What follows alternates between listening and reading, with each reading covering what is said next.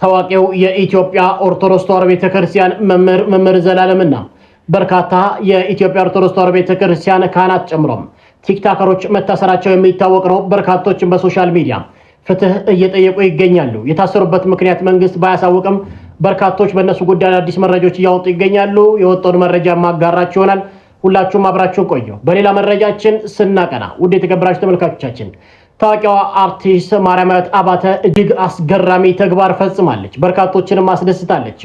እቺ ታዋቂ አርቲስት የፈጸመችው ተግባር ምንድነው? የማጋራችሁ ይሆናል። በጣም በሚያሳዝን ሁኔታ በበርካቶች ቴሌግራም ሀክ እየተደረገ ይገኛል። ውድ የተከበራችሁ ተመልካቾቻችን ቴሌግራም ያላችሁ በጠቅላላ ይሄንን መረጃ ማዳመጥ አለባችሁ። አብራችሁን ቆዩ። ወደ ሌላኛው መረጃ ስንቀና በጣም በማህበራዊ ሚዲያ የሚታወቀው አውንታ ብሬሳ የተባለና ተከታዮቹ ታዋቂ በሙስና ውስጥ ያሉት ሰዎችን የሚያጋልጡ እነዚህ ቲክቶከሮች እንግዲህ በእነሱ ጉዳይ የወጣው መረጃ አለ የማጋራችሁ ይሆናል። ወደ የተከበራችሁ ተመልካቾቻችን ዛሬም እንደተለመደው እጅግ ሰበር ወቅታዊ መረጃዎችን ይዤላችሁ የመጣሁት ያላዳመጣችሁትን ግን ደግሞ በጣም በርካታ ሐሳቦችን እንሰጥበታለን።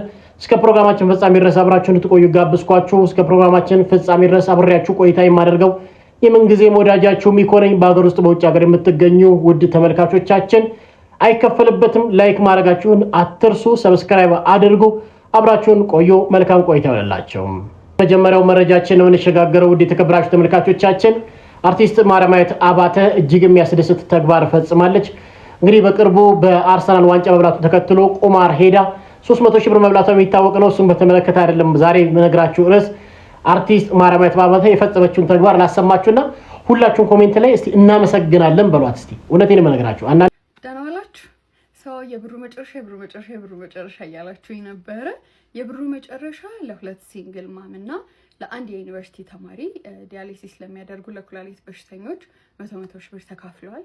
ግን ብዙ ቪዲዮ እየተሰራ ነበረ እና ኮመንት ላይም ለእናታችን ይሰጥ ለቤዚዬ ይሰጥ እያላችሁኝ ነበረ። እኔና ቤዚዬ ደግሞ አንድ ፊልም ሆፕፉሊ ብዙ ሲያዩ ፊልም ይመስለኛል እንሳሮን አንድ ላይ ሰርተናል እና ለኔም እናቴ ናት ቤዚዬ። ደግሞ ያንጠለጠልኳት እንዳይመስላችሁ ቤዚዬ ስላት የጥበብ ሰው አንቱ አይባልም ብለዋል። ብቻ አውርቻት ነበረ። ሰው የሚያስፈልጋት ጉዳዩን ለመጀመር 500 ሺህ ብር ነበረ። 500 ሺህ ብሩን ከራሴ አስገብቼላታለሁኝ። ግን ይሄ ብር በቂ አይደለም። በጣም ብዙ ብር ነው የሚያስፈልጋት እና አርቲስት የህዝብ ነው ይባል አይደለም። ባካችሁ እናንተም በምትችሉት አቅም ግለሰቦችም ድርጅቶችም አግዟትና ህልሟን እናሳካላት ባካችሁ። አክቹሊ እኔ ያለፈው ሳምንት ነበረ ሁለቱንም ብሮች ያስገባሁት እና በረከቴን ለራሴ ፍስ ማድረግ ነበር የፈለኩት። ግን በጣም ብዙ ሰው እየጠየቀኝ ነበረ እና እንግዲህ እንደሰማችሁት ነው። እቺ ታዋቂ አርቲስት ማርያማዊት አባተ ማለት ነው አጠቃላይ 800 ሺህ ብር ገቢ አድርጋለች። እንግዲህ 300 ሺህ ብሩን ለአንድ ኩላሊት ታማሚና ለሆነ ሰው አስገብታለች። ከራሷ ደግሞ ኪስ 500 ሺህ ብር ለቤዛዊት ለሚትባል አርቲስት አስገብታለች ማለት። በቃ አርቲስቶች እንዲህ ስትረዳዱ እንዴት ደስ እንደሚል ሁላችሁም አርቲስቶች ከማርያማዊት መማር ያለባችሁና እቺ አርቲስት እንደምታዩት እንግዲህ በዚህ መልኩ ቤተክርስቲያን ቅዳሴ ሄደች። በርካታ ወጣቶች ቅዳሴን እንዲለምዱና ከቅዳሴ በኋላ ያላትን ድባብ ለቲክቶክ ላይ በመቅረጽ በመልቀቅ የምትታወቅ እህታችን ነች። ብዙ ገዳማትም እንደዚህ ትጓዛለች። አርቲስት ማርያማዊት አባተ ከዚህ በላይ ጨማምሮ ይስጥሽ። ወደ ሁለተኛው መረጃችን የምንሸጋገረው ይሄ መረጃ በርካቶችን ያስገረመ መረጃ ነው። አውንታ ብሬሳ የተባለ እንግዲህ በሶሻል ሚዲያ በጣም በርካታ ተከታዮች ያፈራ እጅግ ታማኝ የሆነ በርካታ ሙሰኞችን ህገወጦችን የሚያጋልጥ ግለሰብ ነው። አውንታ ብሬሳ በርካቶች ታውቁታላችሁ። እና ወገን አበበና ሶሻል ሚዲያ ሌቦችንና አጭበርባሪዎችን የሚያጋልጥ እናገልጣለን የሚሉ ግለሰቦች መምጣታቸው የሚታወቅ ነው። በቲክቶክ ገጽ ላይ ፍርድ ቤት በእነ አውንታ ላይ ያልተጠበቀ እርምጃ ወስዷል። አቶ ወገኔ አበበ፣ አቶ ሌዊ አሰፋና አቶ ገዛ የተረፈ ይባላሉ በትክክለኛው ስማቸው። እዚህ ቲክቶክ ላይ ከወንጀል ጋር በተያያዘ መረጃዎችን እያጣሩ ለህዝብ የሚያቀርቡ ናቸው። ታዲያ ክስ ቀርቦባቸው ጠበቃው አቶ ደጉ ታደሰ የተባለ ሲሆን ባቀረቡት አቤቱታ መሰረት ፍርድ ቤቱ መዝገቡን መርምሮ ተከታዩን አስገዳጅ ትዕዛዝ ማስተላለፉን የተገለጸው የባንክ አካውንታቸው እንዲታገድ ፍርድ ቤት ትዕዛዝ መስጠቱ የተገለጸ ሲሆን እግድ ተጥሎባቸዋል ነው የተባለው። ፈጣን ወቅት የምርጄ ፎሎ ምልክቷን ተጫኑ። አመሰግናለሁ። እዚህ ታዋቂ ግለሰቦች አውንታ ብሬሳ፣ ወገን አበበና በርካታ ሙሰኞችን፣ ሌቦችን፣ አጭበርባሪዎችን የሚያጋልጡ ግለሰቦች ናቸው። በዚህ ሰዓት ሰበር መረጃ ደርሶኛል፣ ሁላችሁም አዳምጡት። ግለሰቦችና ተቋማት ሐሰተኛ መረጃ እያሰራጨብን ነው የሚሉትና በስም ማጥፋት የሚጠረጠረው ቲክቶከር ወገን አበበ በፍርድ ቤት የዋስትና መብቱ ተነፍጎ የጊዜ ቀጠሮ ተሰጥቶበታል። ግለሰቡ በቲክቶክ ገጹ ተጨባጭ መስረጃ ሳያቀርብ ጠበቃ ዳጉላው የተባሉትን የህግ ባለሙያ ጠበቃ አይደለም የሚል መረጃ በማሰራጨቱ በስም የማጥፋት ወንጀል ተጠርጥሮ በፌዴራል ፖሊስ ተይዞ በምርመራ ሂደት ላይ ይገኛል። ወገን አበበ ከጠበቃ ዳጉላው በተጨማሪ በህጋዊ መንገድ ስራቸውን በሚያከናውኑ ተቋማትና ድርጅቶች ላይ ተከታታይ የሆኑ ስም ማጥፋት ተግባራትን ሲፈጽም ነበር በሚል ብዙዎች ይገልጻሉ። በጉዳዩ ላይ ጠበቃ ዳጉላውን ለሚዲያዎች እንደገለጹት በህግ የተያዘው እንዳለ ሆኖ ግለሰቦችን በፍትሐ ብሔርና በወንጀል መክሰሱን አረጋግጧል። በተጨማሪም በማህበራዊ ሚዲያ የሰው ፎቶ እየለጠፉ የሰው ስምና የድርጅት ስም የሚያጠፉትን የግለሰቦችን ንጹህ ሆኖ የመገመት ህገ መንግስታዊ መብት የሚጋፉ በመሆኑ ተመሳሳይ በደል የደረሰባቸው ሰዎች ክስ የማቅረብ መብት እንዳላቸውና በፍርድ ቤት ጥፋተኛ ያልተባለ ሰው ስም የሚያጠፉትን መንግስት አደብ የማስያዝ ኃላፊነት አለበት ብሏል። ሶሻል ሚዲያ ላይ መልቀቅ በሐሰት መክሰስና ደግሞ በሐሰት ወንጀል ለህግ እንደሚያስጠይቅ ነው የተሰማው። ቴሌግራም የምትጠቀሙ ሰዎች ኑ ጉዳችሁን ስሙ።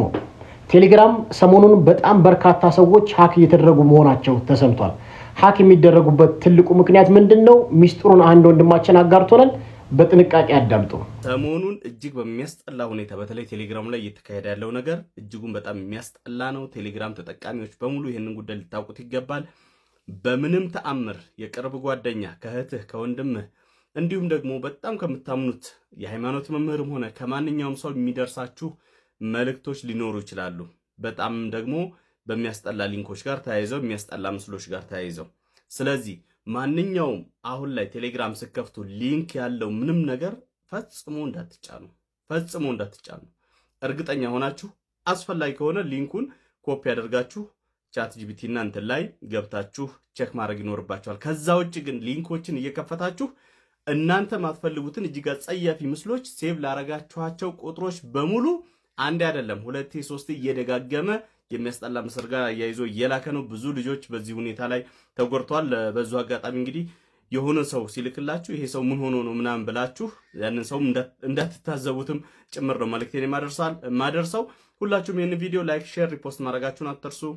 መልካም ጊዜ፣ ተጠንቀቁ።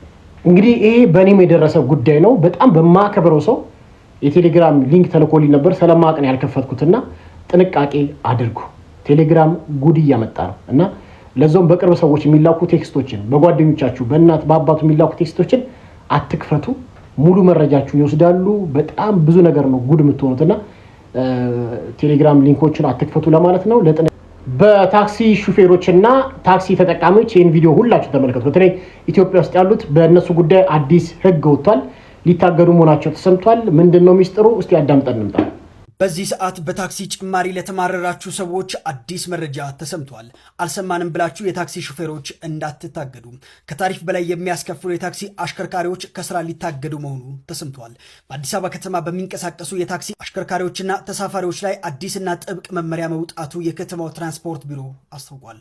በዚህ መሰረት ህግ በሚጥሱ አሽከርካሪዎች ላይ የእገዳ እርምጃ እንደሚወሰድም ተገልጿል። ማንኛውም አሽከርካሪ ከተቀመጠው ታሪፍ በላይ ዋጋ አስከፍሎ 3 ጊዜ በተደጋጋሚ ጥቆማ ወይም ደግሞ ከቀረበበት ከትራንስፖርት አገልግሎት ስራው ሙሉ በሙሉ የሚታገድ ይሆናል። በዚህ ጉዳይ እናንተስ ምን ትላላችሁ? ሀሳባችሁን አጋሩ። ታቀሱበት በታክሲና በተለያዩ ነገሮች ላይ ነው። የታክሲ ነገር ሲጨምር ደሞዝ ላይ ጫና ይፈጥራልና እንደዚህ ነገሮች መስተካከላቸው ጥሩ ብዬ አስባለሁ። በጣም እጅግ ሊደነቅ ይገባል። ወደ ሌላኛው መረጃ ስንሸጋገር ታዋቂው ተወዳጁ መምህር ዘላለም በህግ ቁጥጥር ስር ላይ መግባቱ የሚታወቅ ነው። እሱን ተከትሎ ታዋቂ ቲክቶከር የሆነ የሰማዕቷ እንዲሁም በርካታ ካህናትና የኢኦቲሲ ስራ አስኪያጅ መያዙ ተሰምቷል። የተያዙበት ምክንያት እስካሁን መንግስት ምንም አይነት ፍንጭ አልሰጠም።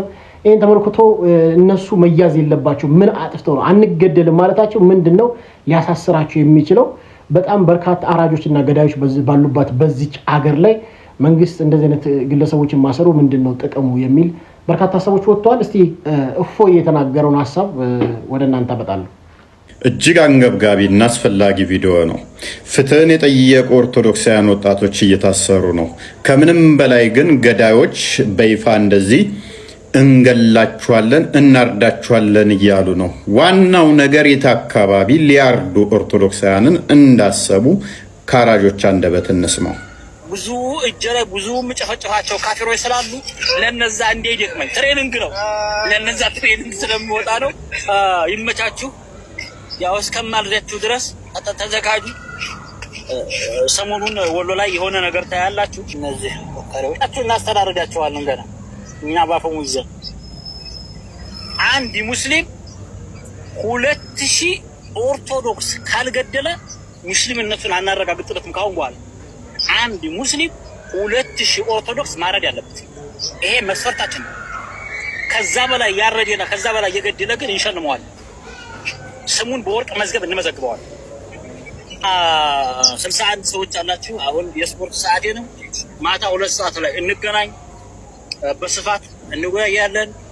አሁን የስፖርት ሰዓት ስለሆነብኝ ወደ ስፖርት ሰዓት ወጣለሁ። ለምን ብዙ እጀረ ብዙ ምጨፈጨፋቸው ካፊሮች ስላሉ ለነዛ እንደሰማችሁት ነው። ውድ የተከበራችሁ ተመልካቾቻችን አንገደልም ራሳችን እንከላከላለን የሚሉት መምህራን፣ ሰባኪያን፣ ቲክቶከሮች ሲታሰሩ መንግስት እንደዚህ እንዴት ዝም አላቸው? አልገባኝም። መንግስት እንደዚህ አይነት ሰው ላይ እርምጃ ቢወስድ ሃይማኖት ከሃይማኖት ለማጋጨት በተለይ እንደዚህ አይነት የግድያ ዛቻ እንደዚህ አይነት አደገኛ መልእክቶችን በሶሻል ሚዲያ የሚያስተላልፉ ግለሰቦች እንዴት ሊታሰሩ አልቻሉም?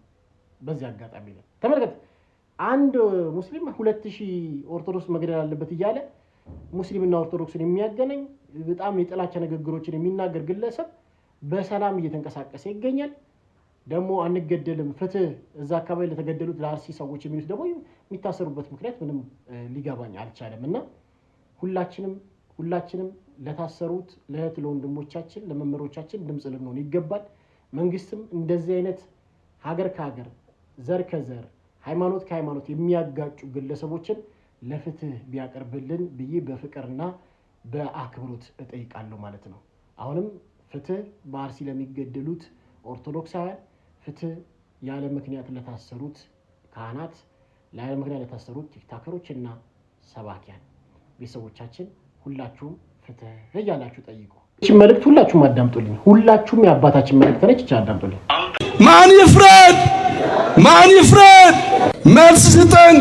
ከአርያም ክንድህ ላክልን። እስቲ እንደው አንዴ እንንበርከክ። ግድልን ተንበርከክ ውስጥ ወደ ስላሴ ሁላችንም እንንበርከክ። ሁላችን ሁለት እጃችን አንስተን እንንበርከክ። እግዚአብሔር ይፈርዳል። በቅርብ ቀን እግዚአብሔር ፍርዱን ያመጣል። ሁላችን ወደዛ እንንበርከክ። ይኸው ሁላችንም ወደ ስላሴ እንንበርከክ። ስላሴ መልሱን እንዲሰጥ እጃችን አንስተን እንንበርከክ። አጋዕዝተ ዓለም ስላሴ አባታችን መልስ ስጠን። ከአርያም ክንድህ ላክልን፣ ፍርድህ ላክልን። ወገኖቻችን አለቁ፣ ደቀቁ፣ ታረዱ፣ ደማቸው ፈሰሰ። ቤተ ክርስቲያን ተሰደደች፣ ተቃጠለች። የስደቱ ዘመን ይቁም፣ ደም መፍሰስ ይቁም። ማን ይፍረድ? ማን ይፍረድ? ማን ይፍረድ? ማን ይፍረድ? ይሄ አምላክ ይፍረድ። አመስግኑትና ይፍረድ ይሄ አምላክ።